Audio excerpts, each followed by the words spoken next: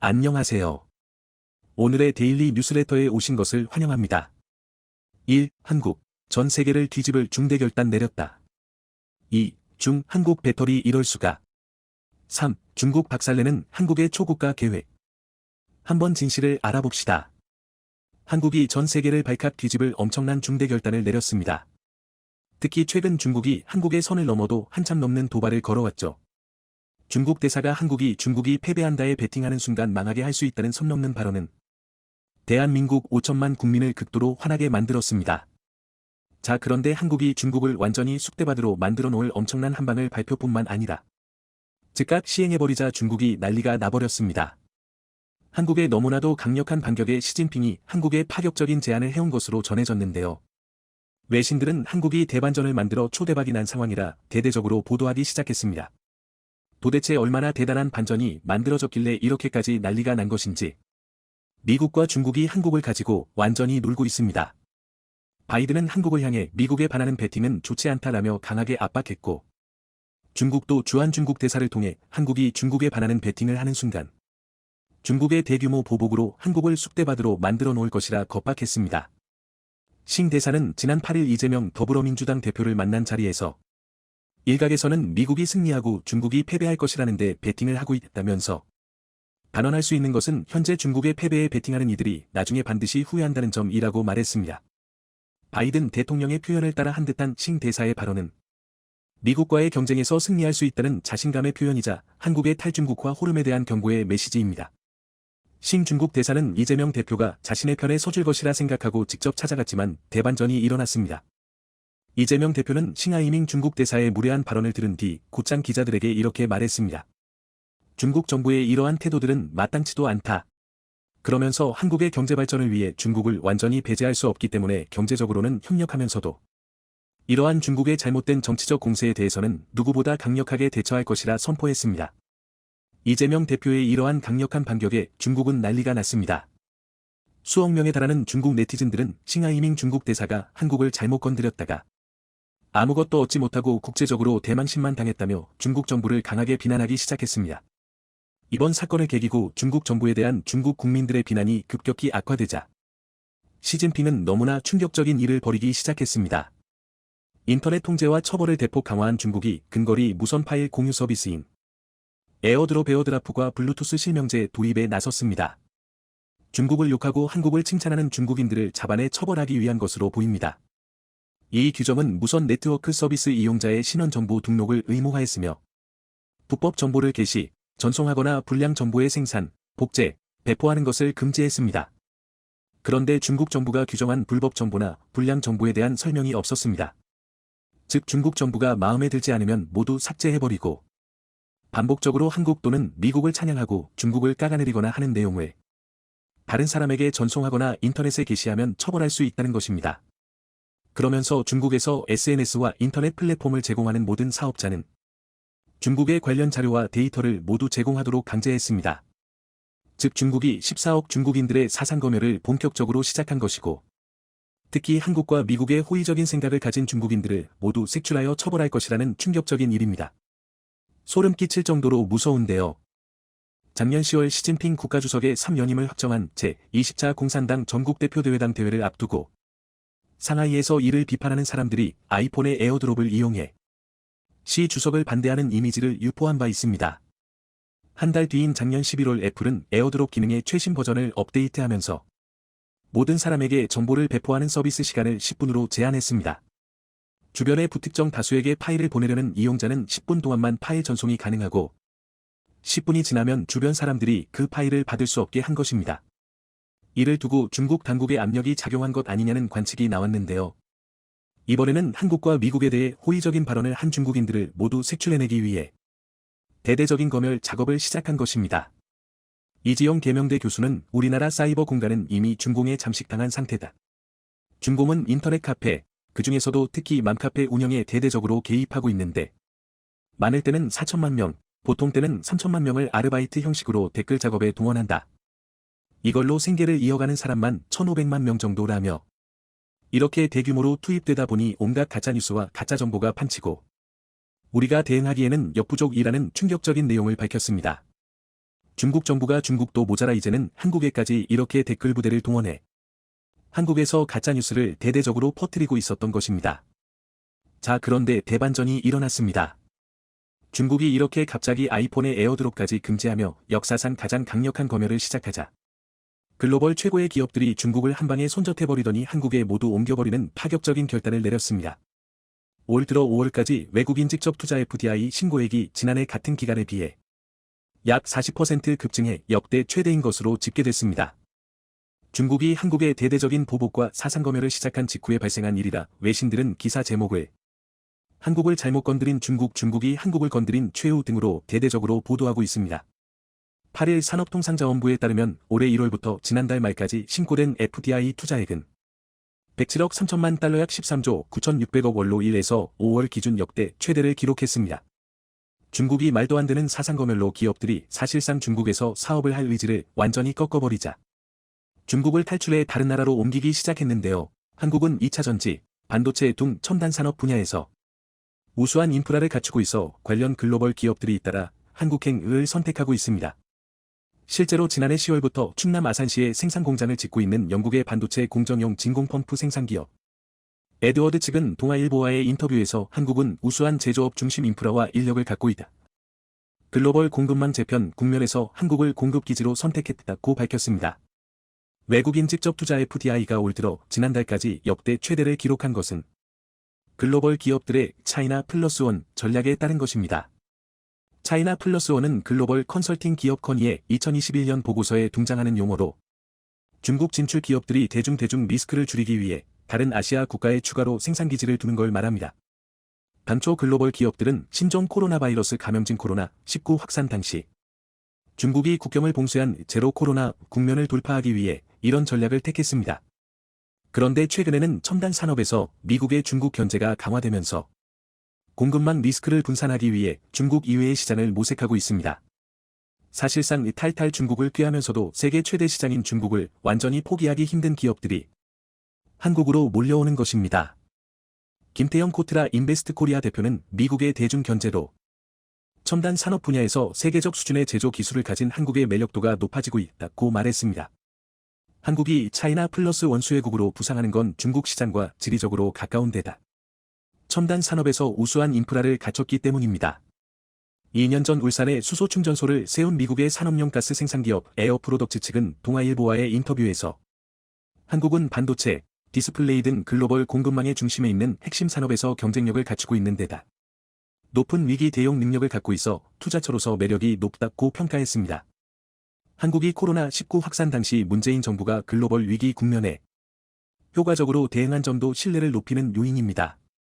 반도체 공정용 진공 펌프를 생산하는 영국 기업 에드워드 관계자는 지난 3년간 팬데믹으로 글로벌 공급망 위기가 닥쳤음에도 한국의 문재인 정부는 유연하게 대응해 한국을 세계 최고의 투자처로서의 입지를 공고히 했다고 평가했습니다. 중국을 향한 한국의 반격은 이것이 끝이 아니었습니다. 중국은 현재 전 세계 리튬 광산과 히토류를 싹쓸이해 전 세계 공급망을 장악하겠다는 꿈을 가지고 막대한 돈과 인력을 쏟아붓고 있습니다. 여기서 중국이 히토류와 리튬 광산을 장악하지 못하는 순간 중국은 망해버릴 수 있다는 분석이 나오고 있습니다. 자, 그런데 한국이 세계 10대 자원부국으로 유명한 몽골과 손을 잡고 파격적인 발표를 했습니다. 친한 국가로 매우 유명한 몽골이 세계 최고의 채굴 기술을 보유한 한국이 몽골에 있는 모든 광산을 전부 개발해달라는 것입니다. 몽골에는 2차 전지의 핵심 재료인 리튬뿐 아니다. 중국이 무역전쟁을 할 때마다 무기로 꺼내 들고 있는 히토류까지 상상을 초월하는 규모가 매장되어 있습니다. 한국은 단숨에 초대박이 난 것이죠. 실제로 얼마 전 배터리 아저씨가 일했던 금양이 몽골 법인 주식 523억 원어치 취득하여 지분율 40%를 획득했다고 공시했습니다. 그러면서 취득 목적을 기존 광물 개발 및 리튬 탐사 개발이라고 밝혔죠.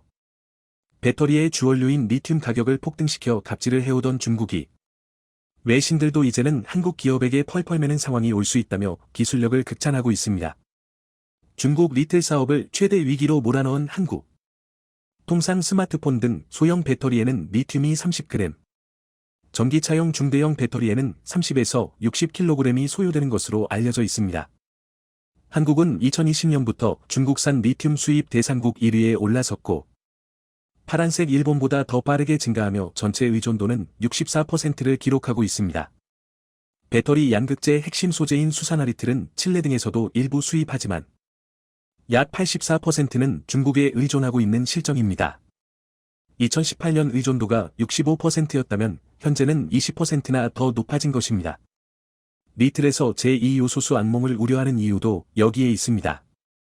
양극재는 배터리 생산 원가의 약 40%를 차지하고 리튬은 양극재 제조 원가의 50% 이상까지 올라서고 있습니다. 정제 리튬 가격이 1년 새 4배 정도나 뛰었기 때문입니다. 중국 CATL 등이 LFP 배터리를 만들 때 사용하는 탄산 리튬은 톤당 1억 원을 넘겼고 한국 업체들이 NCM 배터리를 만들 때 쓰는 수산화 리튬도 비슷한 추이를 보이고 있습니다. 이에 따라 중국산 수산화리를 수입 금액은 지난해 대비 470%나 늘어난 상황입니다.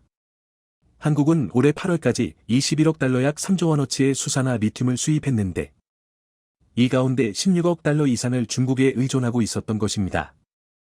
중국 언론들은 한국의 중국 의존도가 84%까지 높아졌다며 조롱 기사를 쏟아내기도 했습니다. 중국 내 기후변화나 정치적 갈등은 리튬 조달에 큰 문제를 일으킬 수 있습니다. 올 8월 가물과 정전으로 리튬 공급의 20% 이상을 담당하는 스촨성 공장이 폐쇄되면서 가격이 급등한 바도 있습니다. 즉 사우디가 석유를 감산해 가격을 몰리듯 중국은 전력난을 핑계로 가격을 올릴 수 있는 것입니다. 그리고 올해 중국에서의 전기차 판매량이 작년보다 2배 늘어난 600만 대로 예상되고 있어 자국 내 우선 공급 분위기에 따라 리튬 가격 급등을 부채질하고 있습니다. 이런 문제의 근본 원인은 글로벌 리튬 정제 시설이 대부분 중국에 몰려있기 때문입니다. 리튬은 다른 광물보다 상대적으로 매장량이 풍부하지만 정제하려면 상당한 시간과 비용이 소요됩니다. 채굴 과정에서 환경 파괴 우려가 크기에 인허가가 까다로운 면도 있습니다. 리튬 매장량이 가장 큰 국가는 칠레로 41% 비중을 차지하고 이어 호주가 25%, 중국은 7%에 불과하지만 정제는 대부분 환경오염 규제가 느슨한 중국이 맡고 있는 것입니다. 그래서 리튬 거래는 달러화가 아닌 위안화로 이루어지는 면이 있습니다.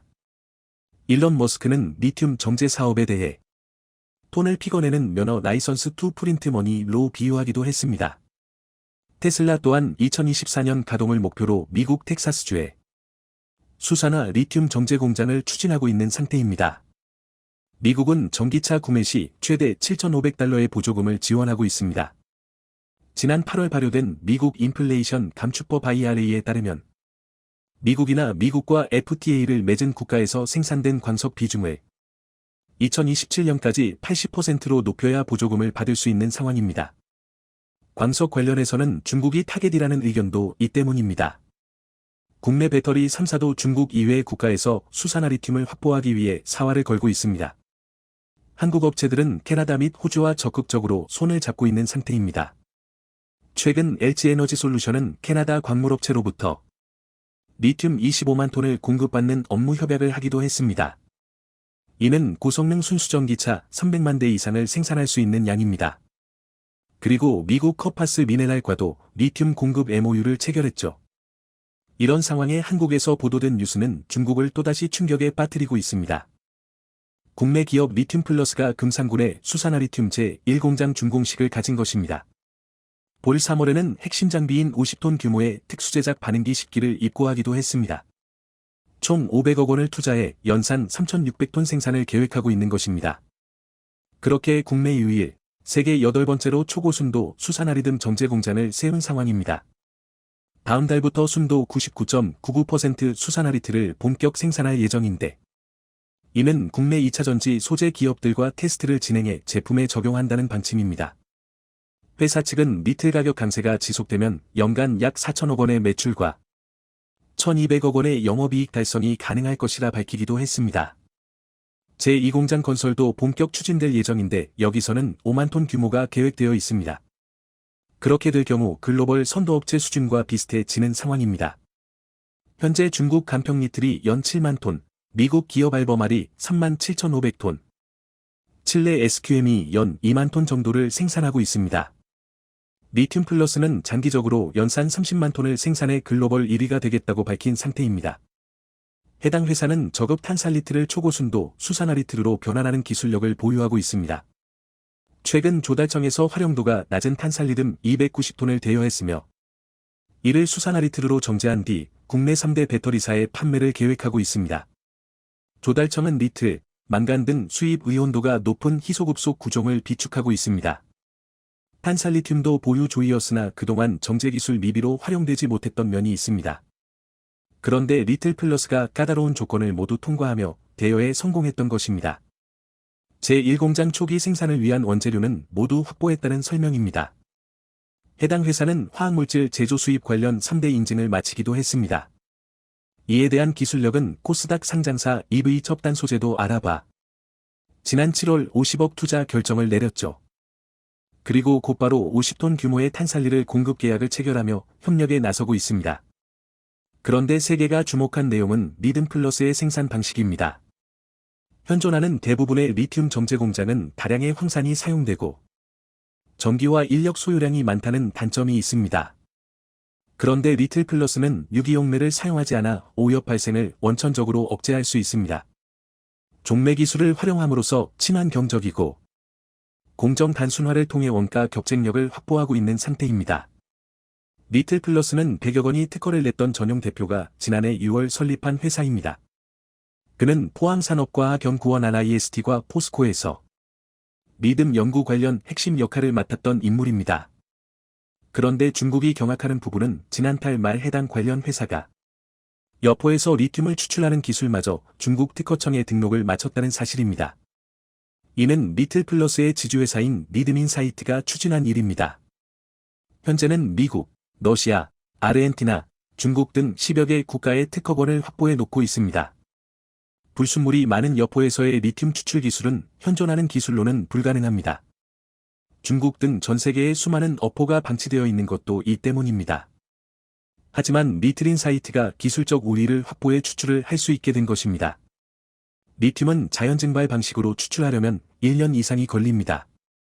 넓은 면적의 엽전이 필요하고 순도 높은 리듬을 얻기도 쉽지 않죠. 그런데 포항산업과학연구원 RIST에서 1개월에서 최소 8시간 이내에 추출할 수 있는 방법을 찾아낸 바 있습니다.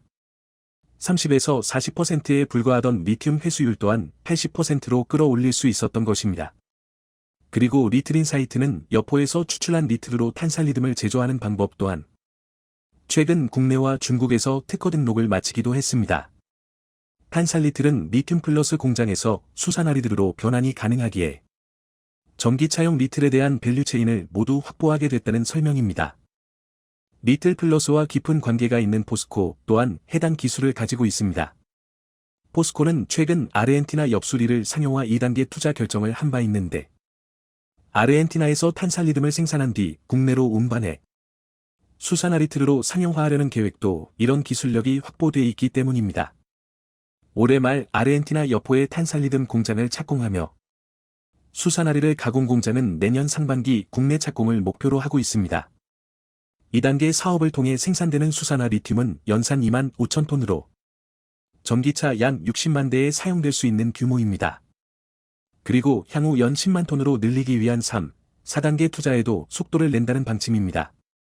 포스코그룹은 2018년 아르헨티나 어모를 인수한 후 추정치의 6배인 1천만 톤 이상의 리틀이 있는 것을 확인한 바 있습니다. 채굴 가능성과 수율통을 고려해도 최소 280만 톤을 확보한 상태입니다. 해당 리튬 호수 가치는 현재 250조 원 이상으로 평가받고 있습니다. 이에 국내 배터리사들도 적극적으로 포스코에 접촉해온 상황입니다. 최근 LG에너지솔루션은 포스코 측에 미국 인플레이션 감축법 파고를 갇힌 업자며 포괄적 업무 협약을 제안해 진행되기도 됐습니다. 이는 LG에너지솔루션이 국제신용평가사 평가에서 CATL을 능가하는 결과로도 이어지고 있습니다. 신용 등급은 같았지만 전망에서 한 단계 높은 파저티브 긍정정을 받은 것입니다. SP에 따르면 축적된 경험과 규모의 경제를 통해 향후 2에서 3년간 수익성 향상이 기대된다는 설명을 했습니다. 인플레이션 감축법 발효로 CATL의 미국 비즈니스 기회가 제한된 점도 평가에 영향을 미친 것으로 나타났습니다.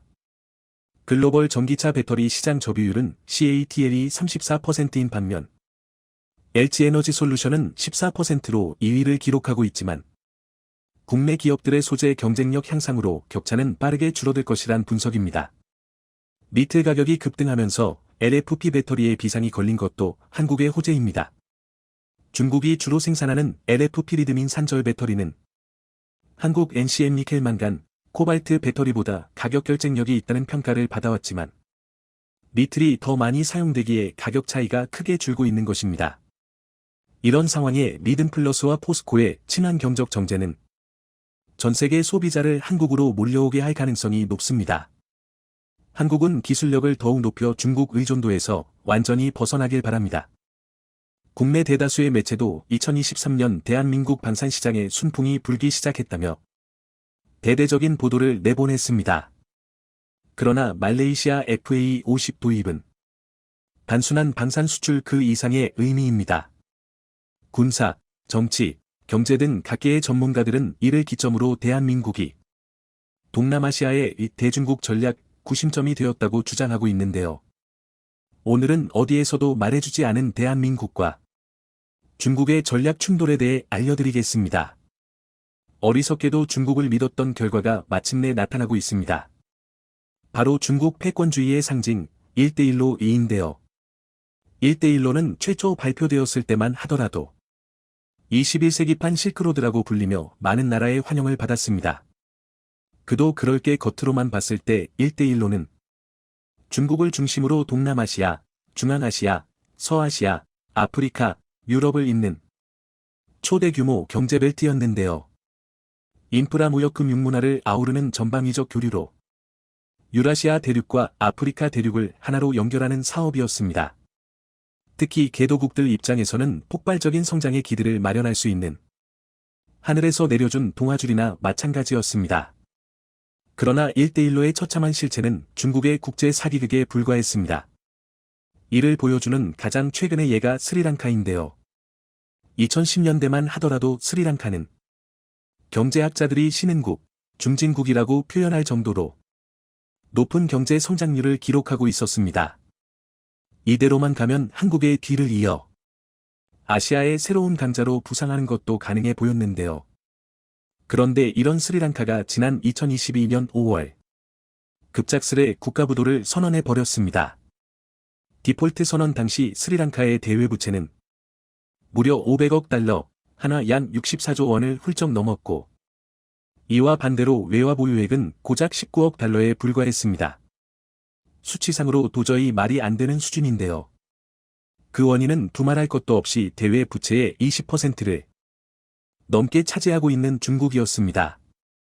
전대미문의 코로나19 사태가 터지면서 주요 수입원이 박살난 스리랑카는 채무조정 요청을 신청했지만 중국은 이를 거부했습니다. 중국으로서는 되려 스리랑카가 망하는 순간만을 기다리고 있었는데요. 스리랑카가 파산하면 중국 자본으로 만들어진 콜롬보 항구, 마탈라 국제공항 등 국가 주요 시설을 고스란히 접수할 수 있었기 때문입니다.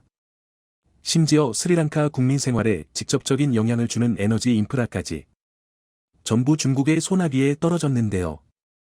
이처럼 중국은 1대1로의 가면을 쓰고 개도국의 대규모 사업을 조장하고 이로 인해 경제가 휘청이면 결정타를 날리는 식으로 한 나라의 경제와 인프라를 접수하고 있습니다. 스리랑카 이외에도 우간다는 자국의 유일한 국제공항인 엔테베 공항을 확장하기 위해 중국에 2억 달러를 빌렸다가 코로나19로 대출금을 갚지 못해 빼앗길 위기에 처했습니다. 또 몰디브는 국가 전체 GDP가 40억 달러에 불과함에도 1대1로 관련 채무가 눈덩이처럼 불어나 50억 달러에 육박합니다. 이 밖에도 잠비아, 에콰도르, 레바논, 가나, 이집트 등 수많은 개발도상국과 저개발 국가가 1대1로 때문에 디폴트를 선언하거나 경제위기에 봉착한 상황입니다. 그런데 여기까지만 보면 1대1로를 옹호하는 의견도 있을 겁니다. 중국은 어디까지나 정당하게 사업을 펼쳤을 뿐이고 갚지도 못할 돈을 무리하게 빌려간 나라들이 잘못한 게 아니냐는 것입니다. 하지만 문제가 되는 건 중국이 1대1로를 운영하는 방식입니다. 개도국에서 중국과 대규모 인프라를 건설하는 건 관계성을 만들기 위한 선택입니다. 물론 전시행정적인 측면도 없지는 않지만 어찌되었든 국가의 기반 시설을 다지면서 동시에 중국이라는 강대국과 긍정적인 외교 관계를 쌓을 좋은 기회입니다. 중국의 최대 국책 사업인 1대1로를 거절했다가 척질 수도 있다는 불안감도 있었을 텐데요. 그런데 중국은 1대1로 사업을 진행하면서 차관을 제공한 나라의 공사를 진행하는 인부와 기술진, 공사 감독 회사 그리고 원자재까지 거의 모든 부분에서 중국산을 사용하도록 강매했습니다. 중국에 빌린 돈이 중국 건설사에 그대로 돌아가는 것입니다. 전형적인 호구잡기 수법인데요. 게다가 중국이 제공한 차관은 OECD 세계은행, 아시아 개발은행이 제공하는 차관의 평균 이율 1%보다 훨씬 높은 4%대 금리를 요구하고 있습니다. 심지어 최고 9%의 이자를 지불하는 나라도 있는데요. 대출 조건도 따지 않고 금액도 대규모로 빌려주는 대신 말도 안 되는 억지 조항을 붙여놓는 것입니다. 스케일만 국제적일 뿐 고리대금업, 사채업자와 똑같은 행태인데요. 이로 인해 1대1로에 참여한 나라들의 남은 건 눈덩이처럼 불어난 빚더미뿐입니다. 오죽하면 전문가들이 1대1로를 나라 사냥 2라고 표현할 정도입니다. 하지만 모든 게 중국의 계획대로 흘러가지는 않습니다. 특히 1대1로의 해양 노선에 해당하는 동남아시아 국가들은 중국의 쪼꼬에 대항하기 시작했습니다. 그리고 그 구심점이 되는 건 다름 아닌 대한민국의 무기체계인데요. 1대1로의 가장 큰 목적은 군사 전략적 의도입니다. 나라를 빼앗고 거기에 중국의 전진 기지를 배치하려는 속셈인데요. 그래서 대부분의 1대1로는 미국과 외교 관계가 원만하지 않거나 정치적 혼란 상태에 빠져있는 나라들입니다. 하지만 여기에 대한민국이 구원투수로 등장하면서 중국에 대항할 수 있을 만큼 든든한 군사 동맹이 형성되고 있습니다. 실제로 동남아시아의 대한민국 무기체계 수출 비중은 우크라이나 전쟁을 기점으로 1위에 올랐습니다. 러시아산 무기 퇴출과 반중국 정서가 팽배해지면서 폭발적인 성장을 이루어낸 건데요. 지난 2017년부터 2021년까지 동남아시아 국가들이 수입한 무기의 18% 한국산 무기 체계입니다. 이는 외교적 문제로 자유진영 세력의 무기를 구입할 수 없는 미얀마, 캄보디아, 라오스 같은 국가들까지 전부 포함한 평균값으로 한국 무기 체계의 장막력은 상당한 수준인데요. 이처럼 동남아시아 국가들이 대한민국 무기를 선호하는 이유는 바로 압도적인 성능 덕분입니다.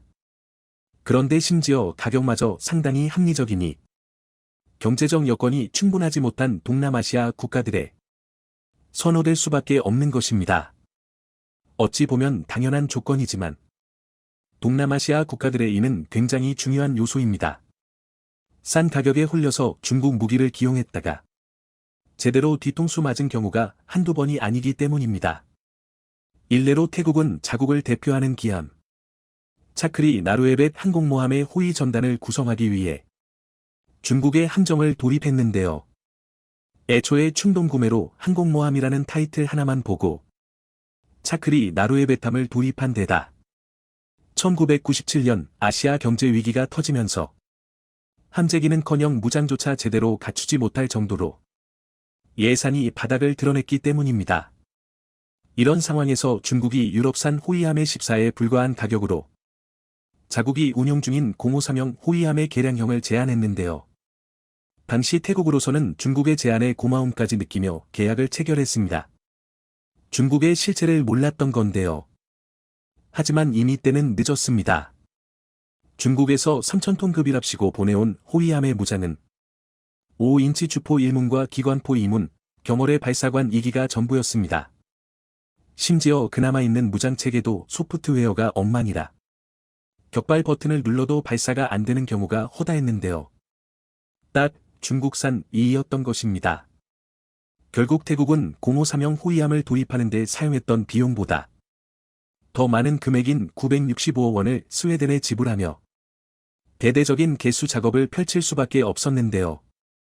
가뜩이나 무장, 함재기 모두 부족했던 차크리 나루에벳 항공모함은 제대로 된 호위함조차 없이 왕실 행사용 이벤트함으로 전락해버리고 말았습니다. 이러니 중국의 이를 갈고 있는 동남아 국가들의 대한민국 무기체계는 성능과 가격 모든 면에서 완벽했습니다. 특히 중국과 국경이 인접해 있어 직접적인 무력 충돌에 대비해야 하는 나라들은 대한민국 무기체계로 현대적 군사력을 갖추게 되면서 견제 수단을 손에 쥐게 되었는데요. 한국을 구심점으로 군사적 안보 동맹을 형성하게 되면서 계란으로 바위치기가 가능해진 것입니다. 1대1로에 대항하는 이른바 아시아 태평양 안보 벨트 2인데요.